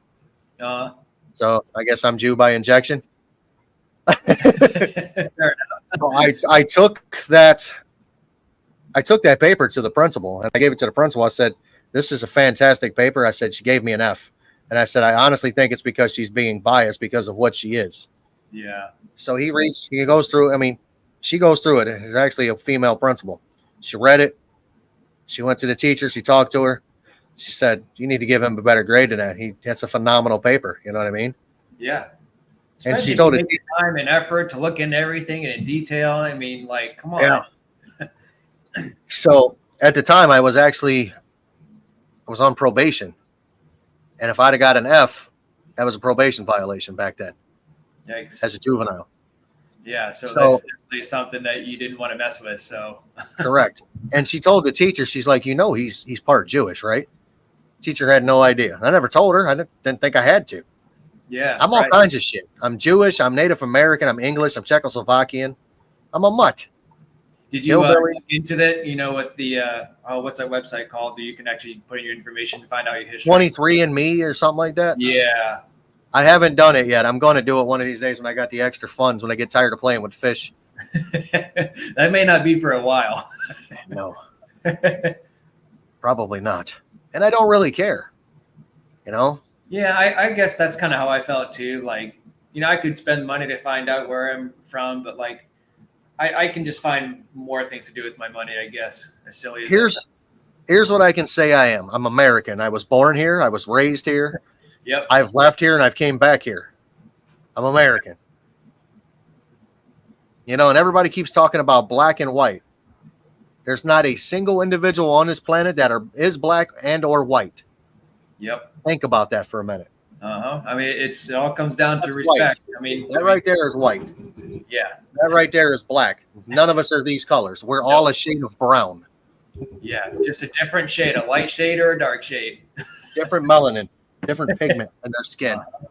Not a single one of us are white. Not a single one of us are black. So people need to stop that. Yep.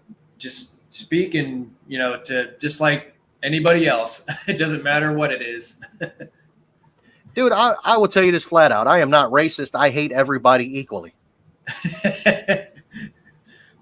That's an interesting statement.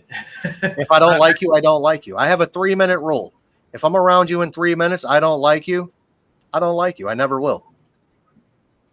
Well, we made it past 3 minutes. Facts. We made it 1 hour and 58 minutes. Shamu, please don't send me a picture of your butt. I really don't want to see it. And if you do, I'm putting it on the internet. I'm gonna put it out there for everybody. I'm gonna include your name, your phone number. I'm gonna say you were Jesse's girl. for a good time, call 1-800-SHAMU's ass. Is Discus North? Looks like he's heading out. On my way to Puff on his step now. He's going to poof on him a 420. Oh, he's on his way to. Oh, okay. I see what he's saying. I thought, okay. We're in Ohio, man. We're allowed to talk about marijuana. It's legal here. Yep, finally. I mean, I don't do it, but like it was bound to happen. It needed to because otherwise it's just going to piss people off. So I was graced by Mother Nature, God, and my parents for bad hips. And believe it or not, when my hips are killing me, I can hit a joint twice. Gone. I'm part of the chair that I'm sitting in. Okay, so you have a history with it then. Yeah, I use it for pain. I don't use it to get stupid high and eat Cheetos. Mm-hmm. I mean, even though the Cheetos are good, but I just don't, Right. Fruity Pebbles, and Scooby Doo, and we're good. Fair enough. Absolutely. Whatever gets you past the day and get you moving and keeping with your fish hobby and work and life, and that's all that matters. Yeah, I used to have help. My wife used to help me, but it just got too much for her, and I understand it, so now I do it all.